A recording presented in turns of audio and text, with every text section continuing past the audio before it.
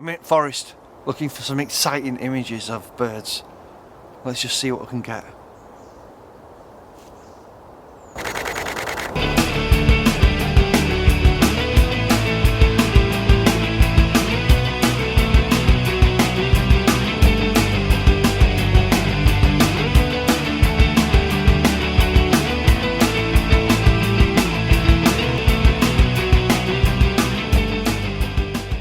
Hello everyone, welcome to a new video. Today I thought I'd talk about EF lenses versus RF lenses.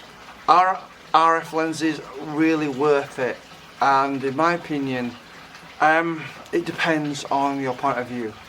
And it depends how much money you got to spend as well. So what I've been doing is a bit of research, and I've been looking at the 24-105 f4 RF lens, the 70-200, both the f4 and 2.8 variants of the RF lens, and also comparing, due to past experience, with the 100-400 EF Mark II lens versus the newly acquired that I bought 100-500 RF lens. And what I'm really finding is, in terms of image quality, in terms of RF versus EF, and I've obviously seen some samples, and I'll mention Dustin Abbott, well-known photographer, YouTuber, who's done lots of reviews, and I'm basing a lot of my conclusions based on his tests, obviously. But when you compare the 24-105 f4 EF versus RF, there's very little difference, apart from chromatic aberration being controlled slightly different. But when it comes to actually sharpness, image quality sharpness, there's not a lot in it really. The same is true of the 70-200 EF versus RF, 2.8 and f4 variants, and even the 100-400 Mark II EF versus the 100-500 RF. When you're looking at image quality, is the RF glass sharper? Yes, but it is so small and so insignificant, the difference. You're not going to tell the difference in the field. And this is why I decided to do this video, because I wanted to talk about the differences. So let's first of all talk about the differences between the 24-105 EF versus RF. So pretty much sharpness is very similar. Obviously I'm not taking into account autofocus speeds and how quiet the autofocus motor performs, the build quality, that sort of thing. In general, I think the build quality will be on par with each other, really. To be honest with you, I do tend to prefer the build quality of the EF lenses, because they're made out of aluminium, which is a bit more durable than the heavy composite plastics that Canon use. So the reason I've decided to do this video is just briefly talk about that. And when I'm looking at the samples that have been created by Dustin Abbott, for example, the 24-105 EF versus RF, image quality is pretty much almost hard to tell the difference. Chromatic aberration is controlled differently on both lenses. So you'll see a green tinge on the RF lens and a magenta tinge on the EF lens. I will say that the RF lens controls the chromatic aberration better than the EF counterpart, but it's not night and day, it's only a small difference. You'll see the green tinge in the RF glass, and in the EF glass you'll see more of a magenta tinge, and a bit more of it than you would see in the RF glass. The same is true of the 70-200. What's disappointing me on the RF glass is the lack of sharpness in the corners. It's pretty much on par with the EF glass, because that wasn't that great in the corners, the EF glass. So in hindsight, I think if you're going to spend double the money, you're not going to get a huge amount of difference in sharpness. Now, if we talk about autofocus speed, obviously the RF glass is using two nano USM motors, which are quieter, better for video work, and will give you better results in video. You certainly would want to use RF glass for that. But if it's just general photography and general images that you're taking, whether it be wildlife or sports, still images, I'm starting to wonder if RF glass is really worth it. So a bit of news for you guys as well. I think is it Meike? I think it's Meike or Meike, the name's pronounced. Manufacturer has been given the go-ahead to make a 85mm, I think it's a 1.8 autofocus RF lens, and that's the first autofocus lens that's been approved by Canon.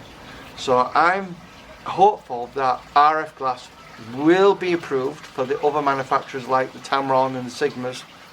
I think for me, I would like to see a 150 to 600 RF lens come out.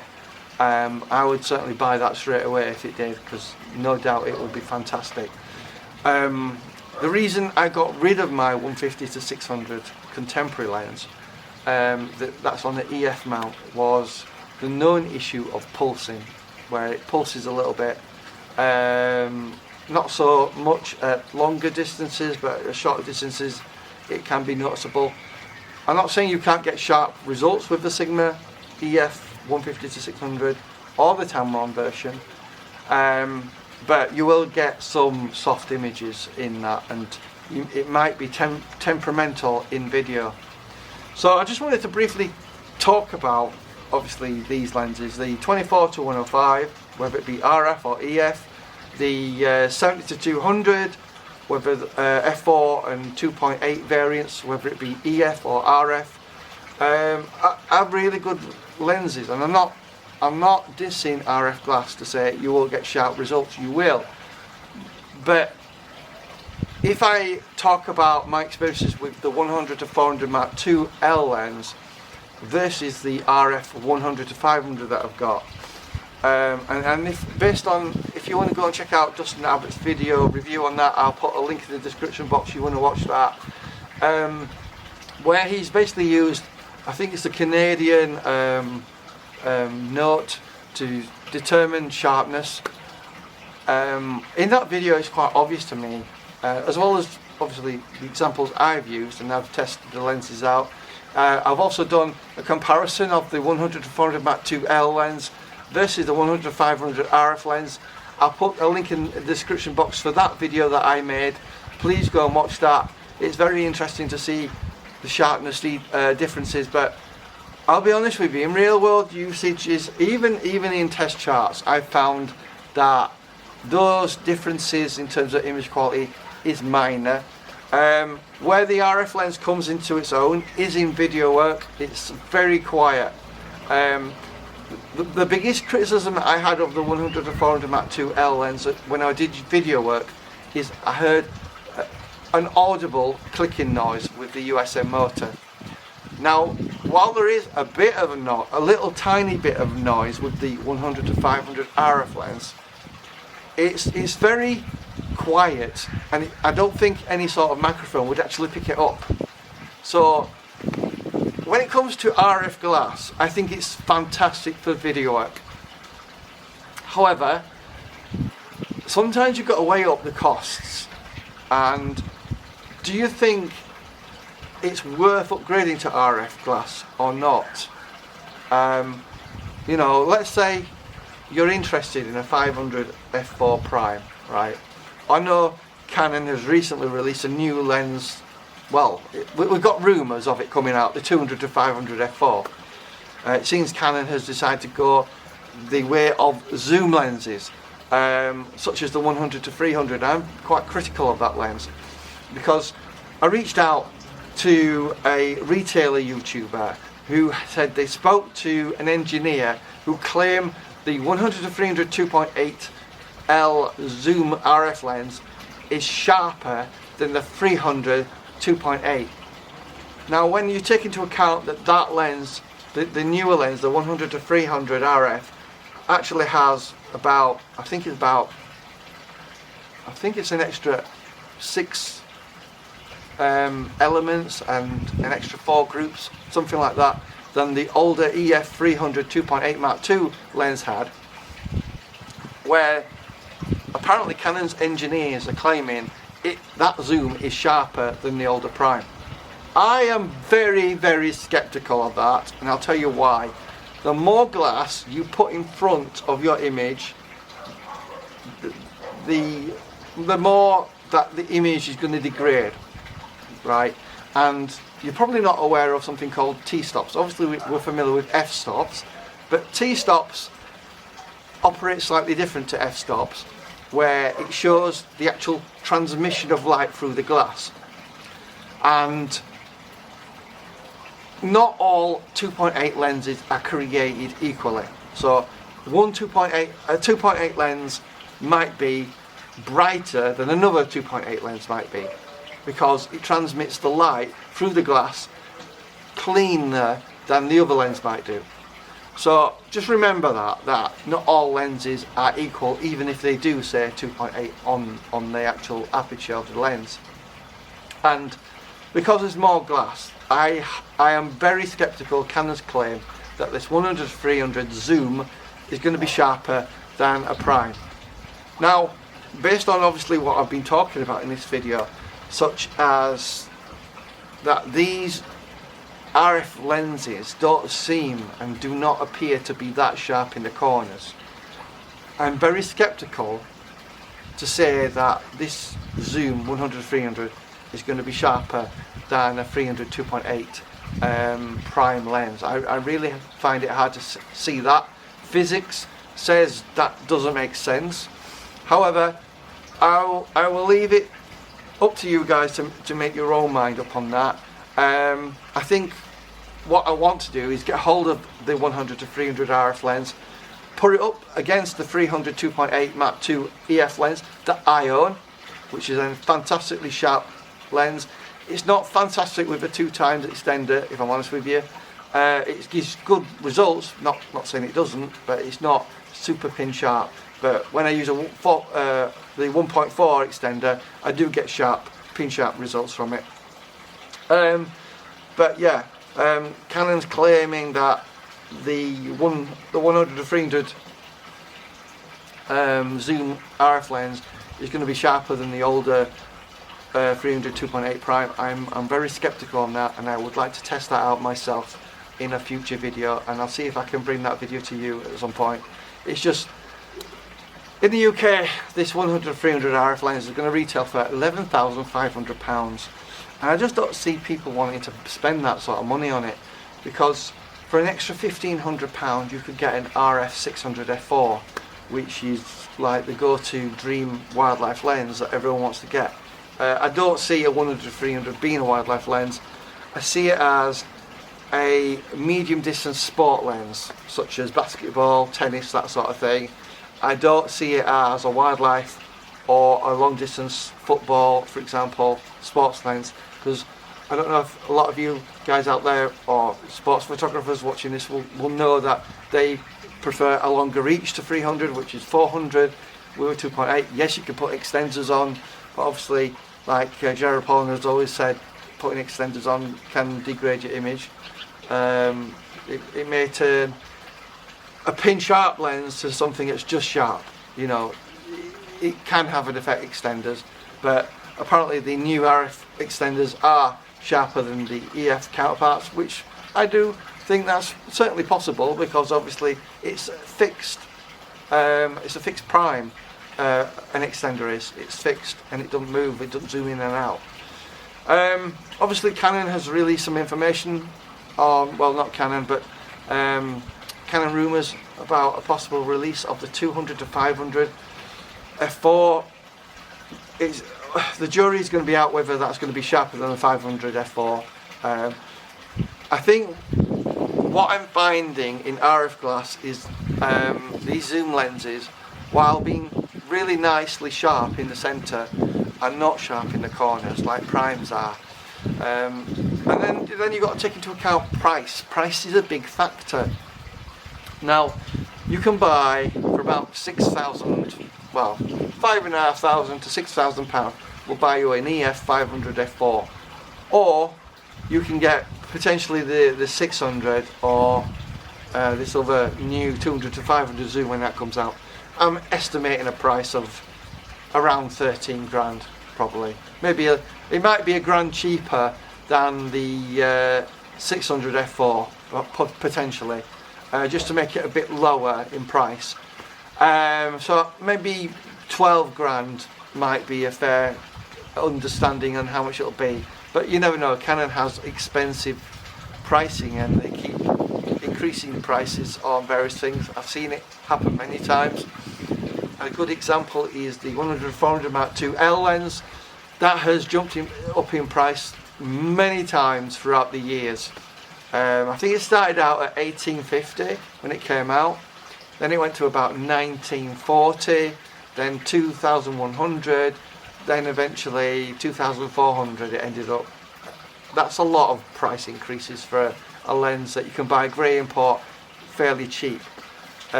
So I just wanted to do a bit of video on that, talk about, it's up to you to make your mind up. Do you think the RF glass is sharp enough, or will EF do the job for you?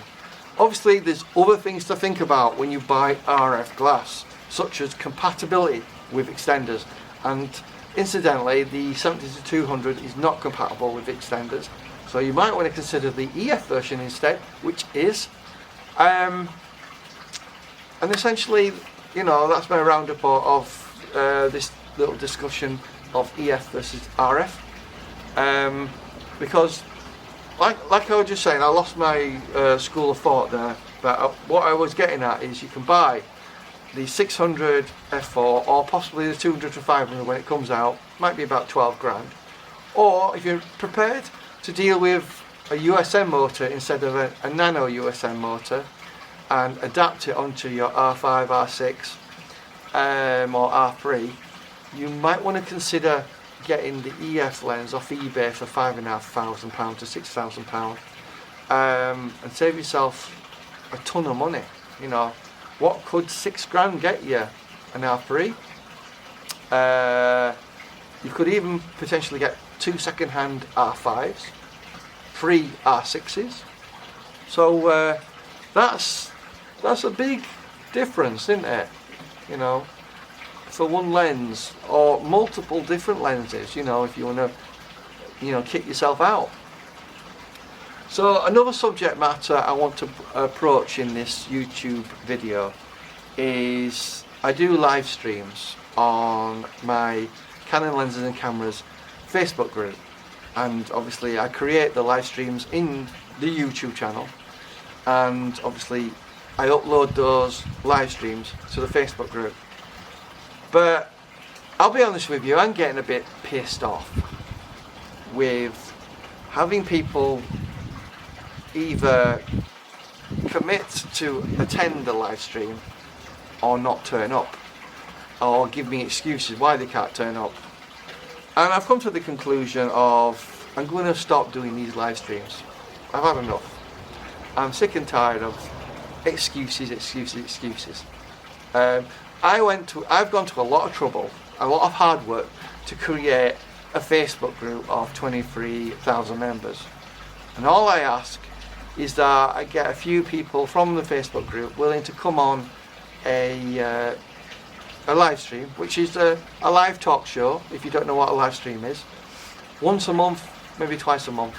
I try and get different people coming on, but out of all those 23,000 members, I get no one really interested in wanting to come on and chat. It's not just for my benefit of my YouTube channel, it benefits everyone.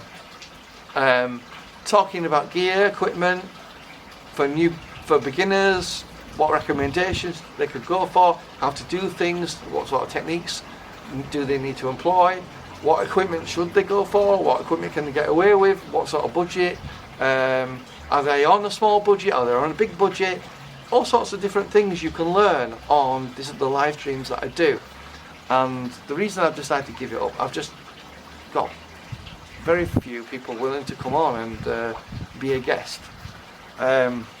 It's sad that I'm going to have to give it up, but I've just got to the point of I'm sick and tired of begging people to come on. And if you don't want to come on, either whether it be watching the live stream or being a participant, it benefits everyone. I don't understand why you don't want to join, but that's your choice, fair enough. But then I don't have to have you on my Facebook group either, you know. So quite simple. If you mess me about multiple times, I will ban you on the Facebook group. One person I'll mention is Kelly Whitaker, obviously a professional photographer, someone who's well known in the photography field. Multiple times has let me down, and I've just got sick and tired of asking, and I basically banned her off the group. I thought, right, so you know, after like 10 times you give up, don't you, in the end, and you think, right, well, why should I have you on the group anymore? So essentially I'm going to give up on the live streams from now on. It's just not really worth it anymore. You know, I'd rather be out in the field doing videos on wildlife and taking pictures than wasting my time waiting for people to come on and do a ton of research. I don't think people understand how much work goes into creating a live stream. Obviously I've got to use StreamYards, set up the live stream, I've got to do the back office side of it, I've got to promote it on the Facebook group, and then leave it up there for over like a week. I only do one live stream a month, maybe two, and then when I do a live stream for people not to be interested, not turn up and not join in, or give me excuses, I just decide, right, that's it, I'm done, had enough of it. So there you go. It's sad that I'm going to have to give it up, but there you go. If people keep messing you about, like one particular person just turned up for 10 minutes and then that were it, and it was like, well, if you're not prepared to stay on and do a live stream for a decent amount of time, don't bother turning up, you know. I've even given you know, presents out to some of the participants, and now it just seems like I'm pulling teeth. I'm to get people to turn up and do it. It's like, you know what, I've had enough. So there you go. I'll continue doing the YouTube videos. Hopefully you find them informative, but if you're interested in watching the live streams, there are 7 live streams in the live section on the YouTube channel. Feel free to go watch those. Some of them are quite interesting to listen to, and I did want this to be a regular thing, but unfortunately, even when I reach out to the YouTubers who like to post their videos on the Facebook group, you know, if I'm giving you a platform to show off your video, you could at least show up to my live stream and participate. But if you're going to do stuff like that, and I'm going to cancel and stop all people uploading their videos to the YouTube channel then. Sorry, not the YouTube channel, the Facebook group, if you can't be bothered to come on a live stream. It's not just for my channel, it benefits everyone. Everyone who watches them on the Facebook group. Whether it be on the Facebook group where I've uploaded it under media, albums, live stream, or whether it be on the YouTube channel, it benefits beginners, amateurs, intermediates, professionals. You know, everyone has something to learn from photography. I don't know everything. I'm a complete novice when it comes to Sony, Nikon, a little bit of Olympus I know, and obviously weddings and portraiture isn't my strong suit. Mine's wildlife and sports. You know, we don't know everything, and it's always good to learn new things, learn about new equipment, learn about old equipment. Is the EF lenses still good? Still good at doing what it does?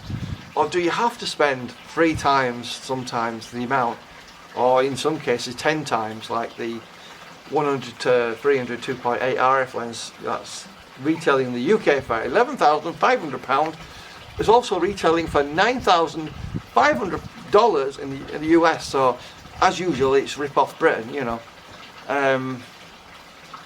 So yeah, so just to sum it up, I'm stopping the live streams because I'm just wasting my time, I think.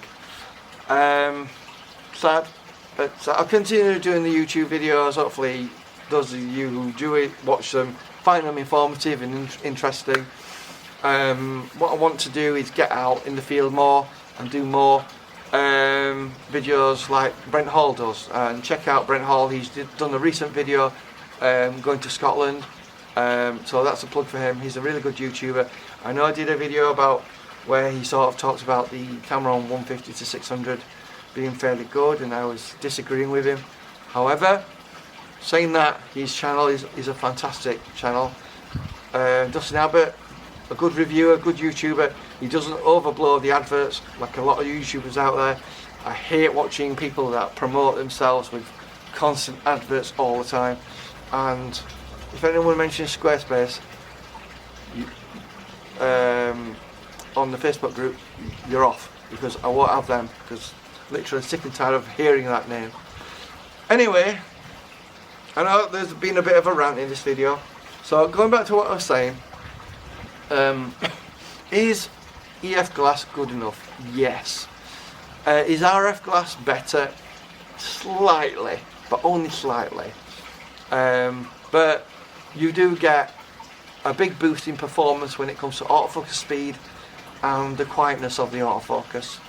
However, I am disappointed in the sharpness of these new RF lenses in terms of the corner sharpness. You know, the central sharpness is good, very good. Corner sharpness is not fantastic. And I reached out to Dustin Abbott, actually, the reviewer YouTuber I was talking about, and I talked to him briefly and got a response. And he said, in all fairness, I think RF glass is overhyped in terms of the sharpness you get from the glass. So don't be afraid of buying EF glass. If you can put up with the autofocus motor being a bit louder and not quite as quick, I think you'll be happy. Anyway, see you later. Thanks for watching and have a nice day. Bye bye.